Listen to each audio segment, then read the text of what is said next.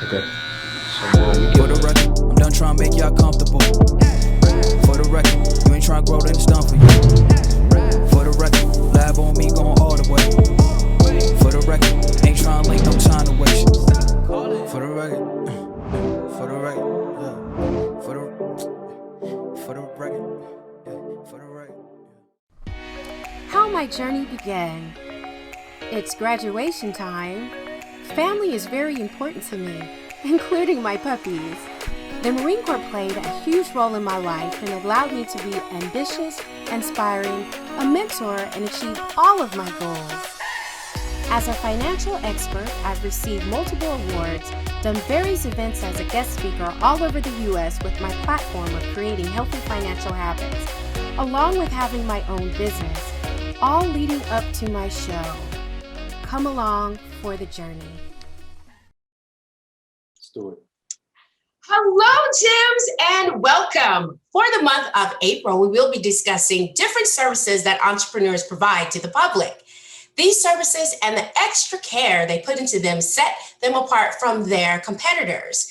Here are some statistics about the services our first guest will be providing. It's estimated that over 40 million men suffer from hair loss.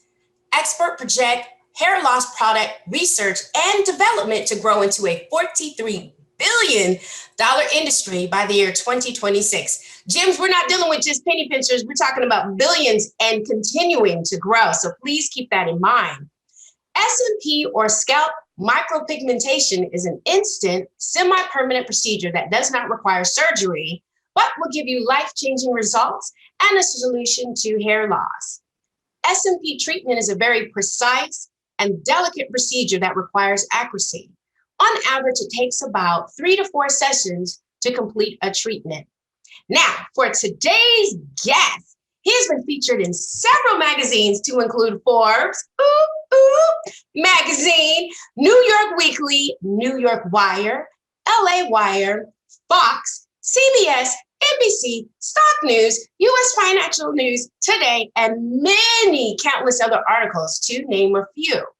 He was born in the Bronx, New York. There we go, BX. Right. Growing up, he wanted to be a cartoonist and a firefighter. He was most inspired by his mother, who taught him survival and that he could overcome anything in life.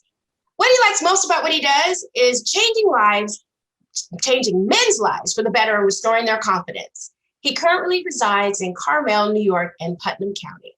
Let's welcome Marine veteran and my friend David Santiago, CEO and founder of Scalp Solutions, to the show.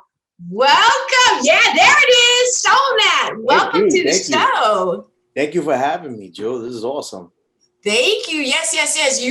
I've been watching you all over social media and you are just blowing up with the Scalp Solutions. I had to reach out to you just to have you as a guest because I'm like, wow, this is, hair is something, even, men, we often don't talk about, we might say we, not me, but women, and often don't talk about. So definitely want to make this not so much a taboo, but something that, we can feel comfortable and, as you said, confident in talking about. So let's go ahead and get this party started. Before we do that, I'm going to have to hire you to do my intro every time if you're going to make me look and sound like that. You're going to have to come on this team over here once we've done start working with me over here, right? Absolutely. I'll do it. I tell you, I'll do it. I love it. Oh, man.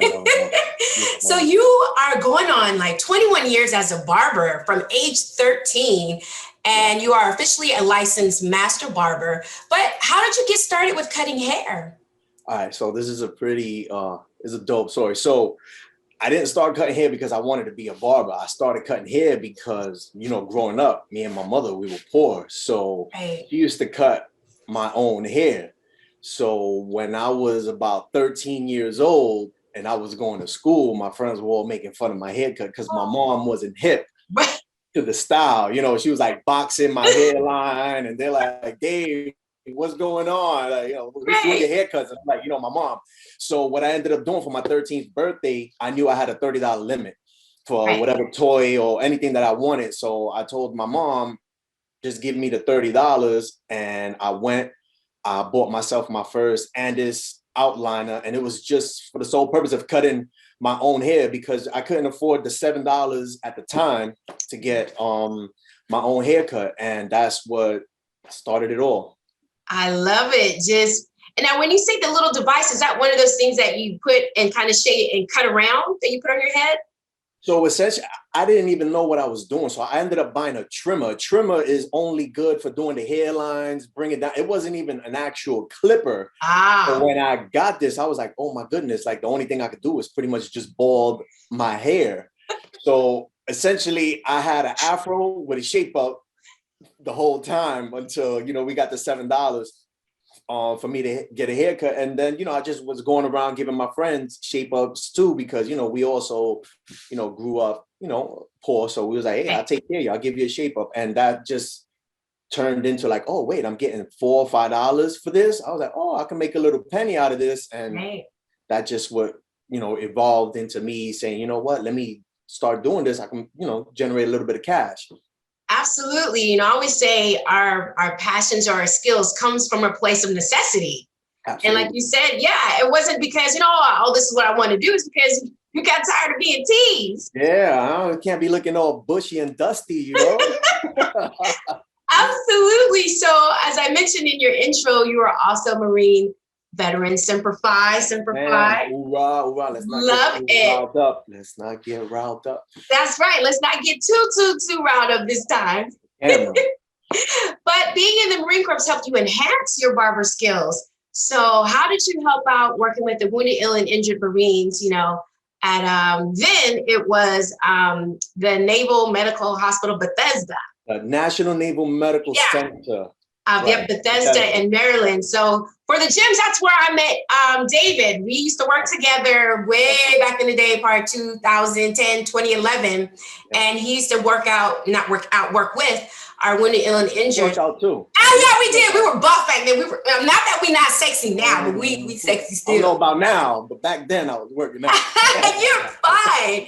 So how did working at Bethesda help out, like just enhance with those skills? Because you had a pretty unique role there too as well. So I was the medical case manager for the East Coast. So essentially I was responsible for all wounded, ill, and injured that came through the hospital, and, whether it was getting them from the medevac and foreseeing them all the way through till they retired, doing their pensions and all that stuff through the VA. I was like that liaison.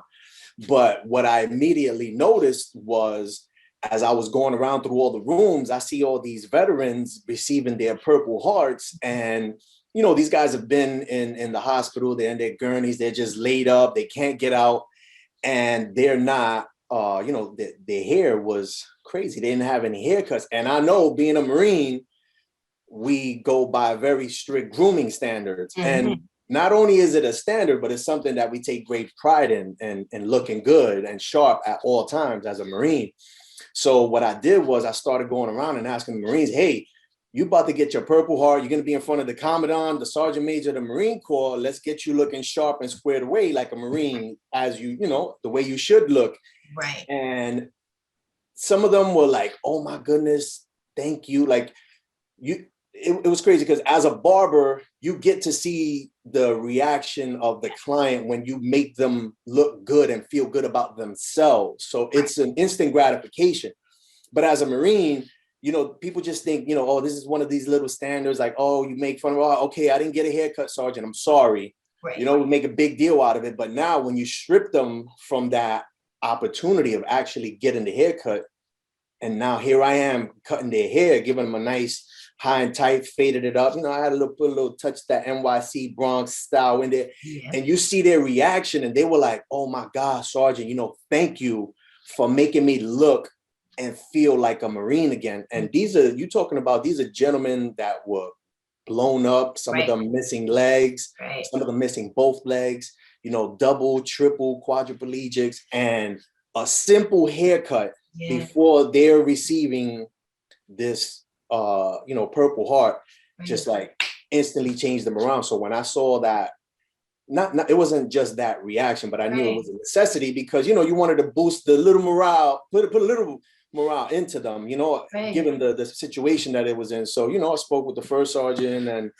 and all the leaders there. And, you know, they let me go around and just sharpen up and square away all the other Marines before they receive their Purple Hearts. Yeah, and that is, you hit on so many really, really key points there, is because it's something so simple as we take for granted as our appearance, you know, and our hair, you know, because you're not there. Obviously, you're not in the hospital for a haircut. Something's traumatic happened to you. And it's one of the least things we don't think about when it comes to your care team. But you were like, you know, wait a minute, I'm about to receive one of the most prestigious awards from the military, which is a Purple Heart.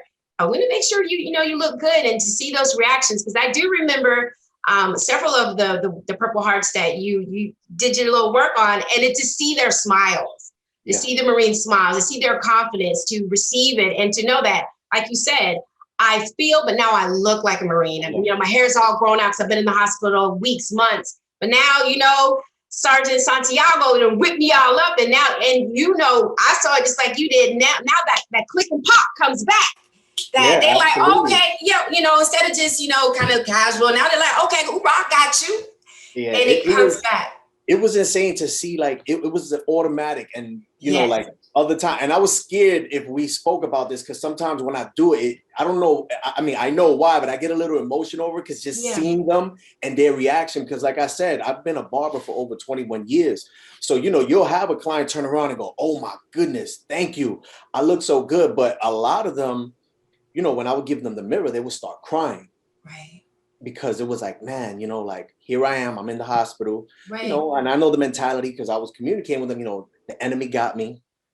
So they're already feeling defeated. Right. You know, and then it's like, you give them this haircut and they're like, oh my goodness, you know, thank you. And they're like crying, and you're like, you know, as a sergeant, you're like, you know, am I going to speak to him like the Marine wants to be spoken to? Like, hey, cut that out. You know, you don't cry. And then it's like, you know what, you give him a hug, and you're like, oh, you know, I can't believe this over a haircut.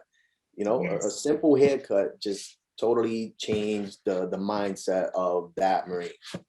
Yeah, the power of acknowledging existence, the power of just saying, hey, you know, let me help you with this one little thing, definitely went a long way. So let's talk about, what was one of your first competitions, like that one moment where you're like, oh, wait a minute, people do this like on this level? Tell us about that event. So I went, actually, I was in Bethesda, so I knew these competitions existed within the barbering community. Right. I just never bothered to go to them, because I honestly just didn't have the confidence in myself that I would win, or just had the skill to even participate with it.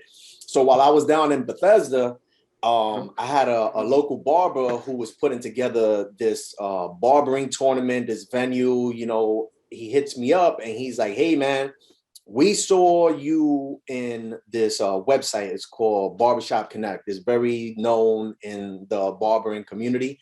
So he's like, we saw you, you know, you got like the Barber of the Month or the Year award. Yeah. And we saw that you were local. We're having a competition, and one of them is the fastest fade. We see that you're a Marine, and we're pretty sure that that's all you do. We would love to have you. Like, we'll waive your entrance fee and all that stuff. So I was all with it. I was like, yeah, absolutely, I'd love to go. They wanted me to go in uniform. I had to explain to him. I was like, listen, as a Marine, you know, we don't play like that, you know. But I told him I would love to go down there and do my thing. So I get there. They told me I think it was like 12 minutes. And when they told me that, I started laughing. So all the other guys participating were looking at me like, what's so funny? And I'm like, dude, I get this done in like 5 minutes. You know? And they were like, there's no way you're gonna. And that's exactly, I think I did it like in 5 minutes and 38 seconds. I was able to do a fade. And this is not just, you know, fade with like, not them cereal bowl fades my mom used to give me. You know, this is this is a professional haircut. And I went there, I got the fastest fade. I won. I got the trophy. They did a really nice, you know, speech about what it was that I was doing and stuff like that, and it was great. And you know, I came out of there with a nice big trophy. Right, and then a lot of equipment for, you know, the Marines, which eventually I evolved to cut in some of the Army soldiers here, some of the you know, the sailors, of course, you know, we take care of our guys, and even some of the Air Force guys too that happened to be injured. Absolutely. And it was, I love it when people say, you never know who's watching you. I always say, you never know who's watching you. You were just doing this. And they're like, no, we've been watching you. I've seen you do this and this and this, come to this competition, and you knocked it out the ballpark. So yeah, so from there, you started booking, your first month you were kind of booked up when you started doing it on your own. So let's talk about how you kind of transitioned from the Marine Corps, Bethesda moment, and then doing it on your own, because now everybody knows who you are. You won the biggest, okay, so gyms, y'all need to understand the fast to fade. So like you said, a fade is a traditional haircut that men get. And being able to do it the fastest means not only your client is getting quality work, they're getting efficient work, but they don't have to be there in the chair that long. We as females, we go to the salon and we there for, it feels like days. I'm just there. I bring a little snack and I'm like, am I going to make it for dinner? We don't know. So when you have something like the fastest fade and you're in and out and the scripts is precise, boom, that is just, I love it. Waste no time. Yeah. So then, how did that trickle down to actually, starting the actual business? So that very same day was where I came across someone doing scalp micropigmentation. Yeah. So, here I am, I'm walking around, checking out all the other vendors, see what it is that they're selling. And I see two gentlemen and it looked like they were doing a tattoo. And I was immediately like, what are they doing here? Like, Yes. it didn't make any sense, because it's like, this is a hair convention essentially. So what they were doing didn't seem like it had anything to do with hair. So as I start walking closer, it's clear what they're doing. And immediately I was like, oh my goodness, this is going to be revolutionary. Right. This is revolutionary, because having been a barber, the majority of the men that was sitting on my chair, a lot of us were experiencing hair loss. And I say us because I too am a balding man. I don't look like it because I got scalp micropigmentation myself, but I had like these little tricks that I would do to fill their hair in. But this was all temporary, 2 days, 3 days, they'll come back, get it done again. But now I see what these guys are doing and I'm like, wait a minute, this is permanent. This is going to be a game changer. So I start asking them questions. In the beginning, they were very kind of like, we're not going to tell you what we do. Long story short, I was able to get them to meet up with me. I flew them out. I had them give me a private training. And once I received that training, I was like, all right, it's time to go full blast with this. And I opened up my very first little studio, which was like a 71 square foot room. Right. And the first day that I announced it, within that week, I was booked for the entire month. Wow. So that's when I knew I was onto something. Right. But I still was like, you know what, I'm still, new to this. So hopefully, I'll start also developing the skills and the proficiency to back, that up. But I was fearless when it came to, I was like, you know what, I don't care if I just started learning this. Yeah. I'm ready to rock and roll. Absolutely. So you said you flew them out and you paid, did they charge you for the training? Oh yeah. How much was that? My goodness, you flying people out. I'm like, oh my goodness. In total, it was about $7,000. Okay. And here's the thing with it though, like the way I was looking at it, right? Because this is a business show, I'm looking at the ROI of everything. It could have been $10,000. And for me, the way I was looking at it, how many clients am I going to have to do before I break even? And realistically, those numbers were 3 to 4 clients. Right. And that's me giving them an entry level fee, because I still haven't established myself, as someone who's, proficient in the craft. So I was looking at that. I was like, you know what, even if I do 4 clients, I'm going to break even. And then everything from there on is going to be profit. So yes, the number sounds expensive when you first hear it, but when you're thinking about, well, I could get that money back in 2 or 3 clients, it makes perfect sense. definitely makes perfect sense. And I always tell people, of course, being doing the finances, it has to make financial sense to Yeah, you, and absolutely. you knowing the industry and what it was going to take to get this many clients to break even, and then start seeing a surplus. So kudos to you for that. Yeah, absolutely. And I mean, when you look at the number, okay, yeah, it's $7,000, and you look at the average treatment, excuse me, at least for me, goes anywhere from $1,500 to $3,500. Right. This is me. These are my average numbers. And now Right. you take the numbers that you first started off your segment with, 40 to 50 million men. I Yes. mean, there's enough Yes. small guys out there, to play. And that's not even including the women, which make up another Right. 40 million. Yeah. And these are the people that are not even going to the doctors, because that's where Right. they're getting their statistics from. So imagine the people that are still like, no, I'm not going to go to the doctor. Right. So yeah, it's a large playing field. Yeah, absolutely. So SMP is an optical illusion that requires individual thousands of impressions. So I want my gyms to know, so how is it different from getting a tattoo?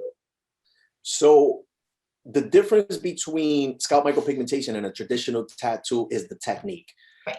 Not only the technique, but also the pigment that we use. We use a carbon-based pigment, and the technique for scalp micropigmentation is we're making individual impressions onto the scalp, trying to replicate your hair follicles, whereas Right. a traditional tattoo involves making straight lines and scraping. So it's Right. more traumatic to the skin, where with SMP, it's just simple impressions. Yes, there's some slight discomfort to it, but it's nowhere near a traditional tattoo. And what also really distinguishes it is that we're not going in as deep as you would with a traditional Right. tattoo. A traditional tattoo goes about into the seventh layer of your skin.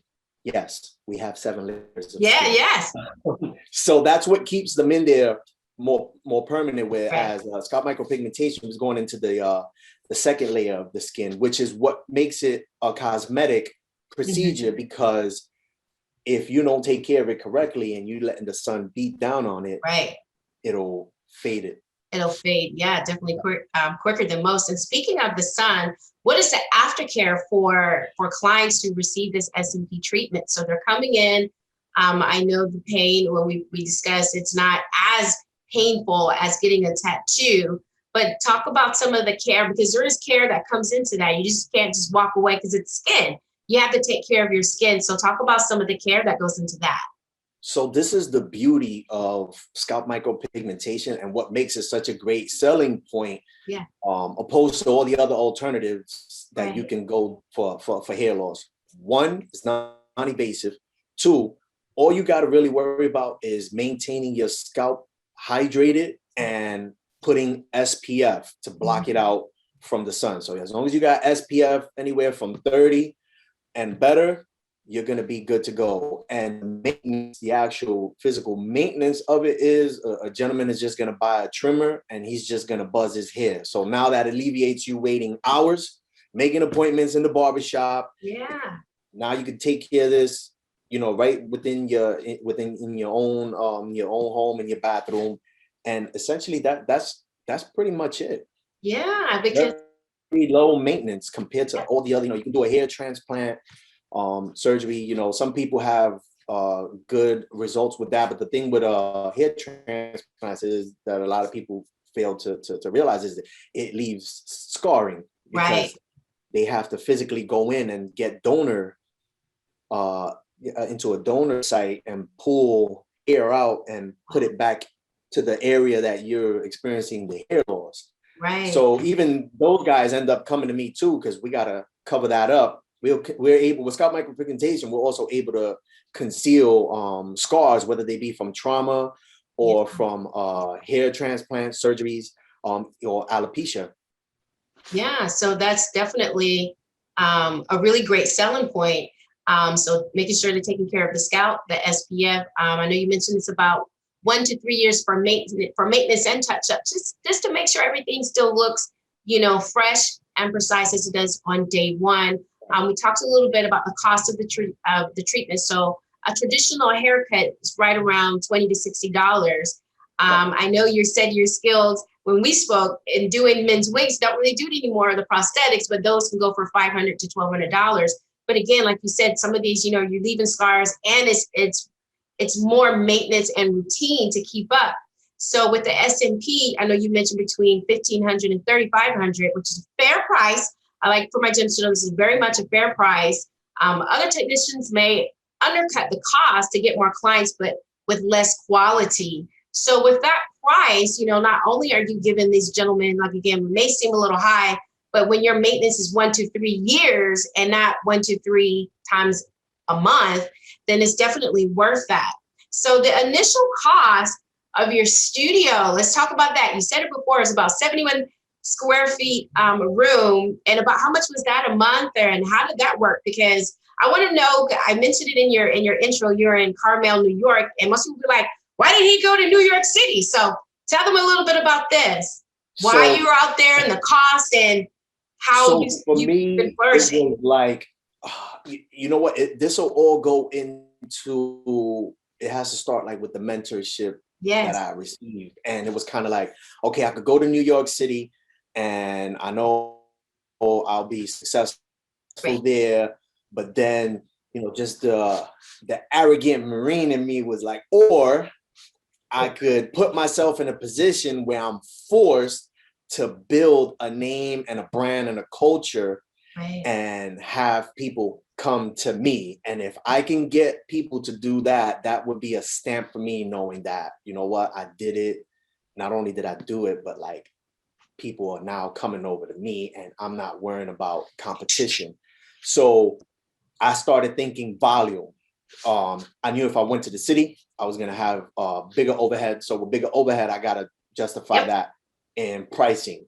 And I was doing it part-time. So I was kind of like, I'm all about investing in myself, but I also have 3 other mouths to feed too, so I had to be very careful and strategic with the budgeting. So I found a space up here in Carmel. Actually, it was in Hopewell Junction at the time, and it was $350. It was 71 square feet. I'm in my office now. Yeah. And, well, one of the offices in my office. And it was smaller than this. And I was just like, you know what? I'm just going to adapt and overcome, right? Because that's what Marines do. We adapt and we overcome. So I got me a nice 71 square foot. And I was like, you know what? I'm going to put this thing to work. I started going on and getting my marketing done, and just was like, you know what? I don't got to worry about my actual physical surroundings. As long as I got the skill to justify everything, everything's going to be all right. And I was there for going into my 8th month. I was already looking for a new spot because now I have some capital. And I was like, you know what? It's time to, it's funny about clients. Now, sometimes they don't just look at the product. Sometimes they like to see where it's placed. They're very visual. So I was like, you know what? Let me give them that now as well. And I ended up here, which is, I have 5 individual offices and 2 conference areas. I have set up for the podcast that I was hosting, and then I also have my own little like photo studio where I take pictures of the clients, but only half is dedicated to Scalp Solutions. The other half is the other businesses. Yeah, the other business, your administration. And so how much are you paying for this amount? Oh, this one here, I think I believe it's $1,350. $1,350. So with one client coming in at my minimum is $1,500. So with one client, I have overhead and I got a couple $100 to pay for my Wi-Fi. Yeah, absolutely. And that's the ROI, or the return on the investment, that you were able to see. Because real quick, same space, different location in New York City, what would your monthly rent would have been? I'll tell you this much. The same space that I had prior, the 71 square feet, I found something that was 80 square feet and they wanted $1,100. And that didn't include electric. It didn't include, it was bare minimum. Correct.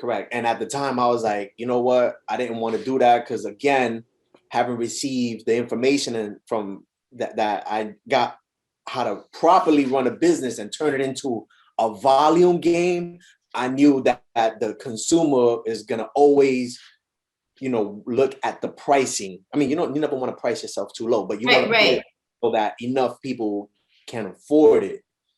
And now you're playing the volume game. So I took all that into consideration and I was just like, you know what?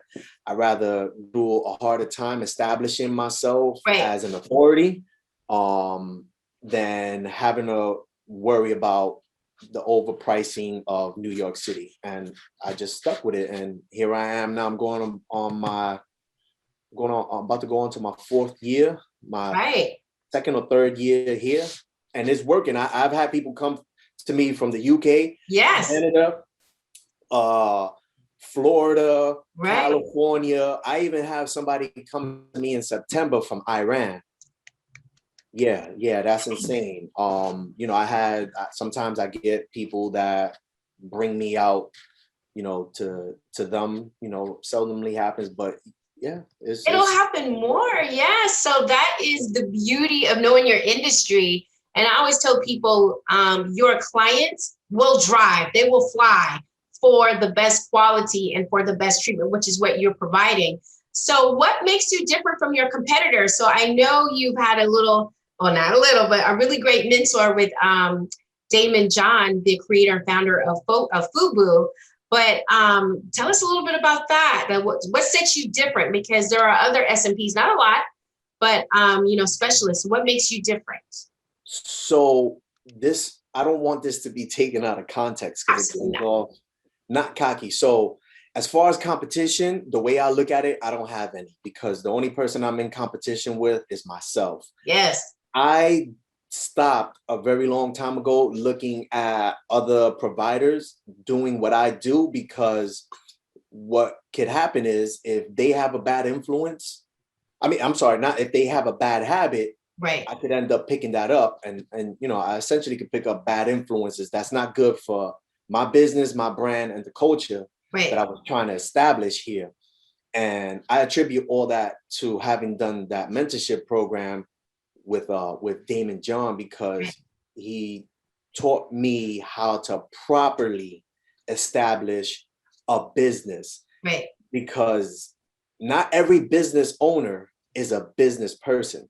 Right. There's so much more to it, and because of that I was able to trademark my name that led to other opportunities. So like I own my business. Yes. It's not like, oh, this is whatever scalp micropigmentation, and any given Sunday somebody with the big bucks could come and say they're taking it over. No, you got to Right. pick up the phone and give me a shout and we'll talk numbers. But as far as there's no competition in my eyes for me but myself. So I do know, I don't know what separates me from them, but I know when you come here, you're going to get quality work. It's going to be professional. You're going to love the culture that I have here. I mean, it's men's hair loss. So Yes.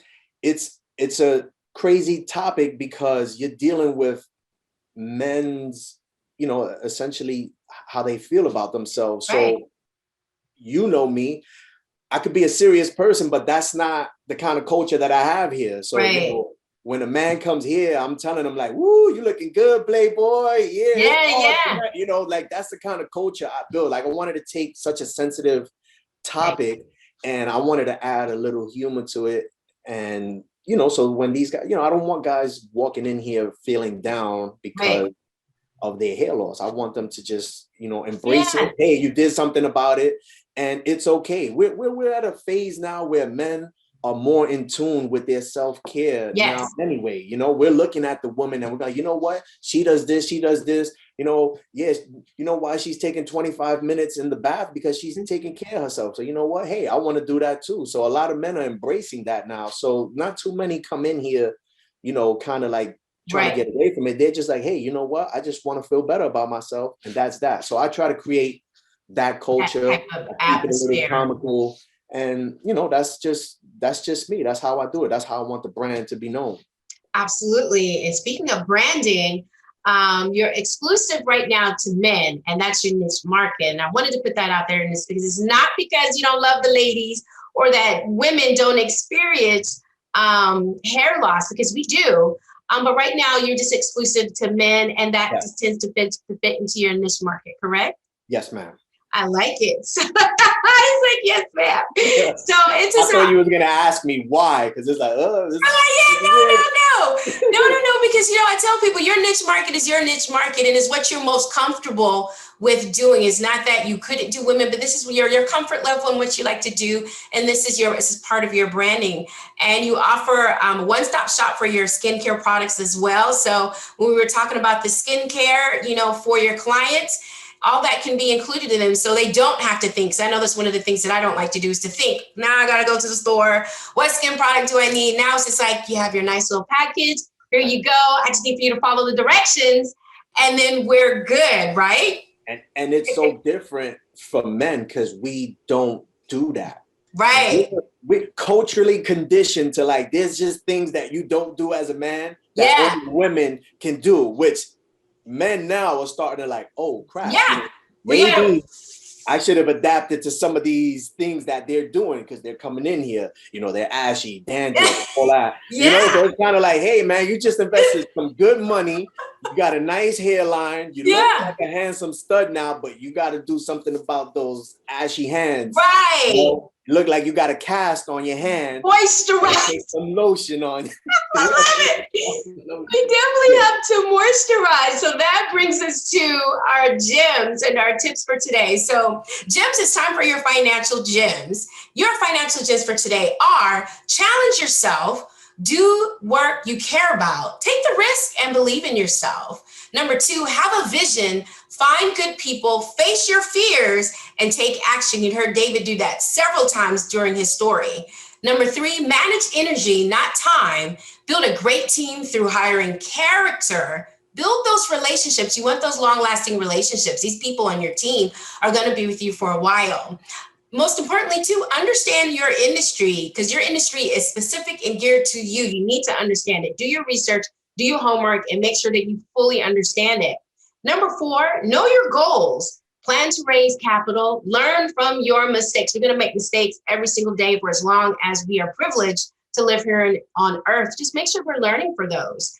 And number 5, know your customer. As he said, I know when they come in here, you want to make sure that they're leaving better than what they came in as. Learn from your complaints, ask for customers' input, and deliver more than what's expected. I definitely love that. So David, it is our show custom to have every guest provide our gems with an inspirational quote.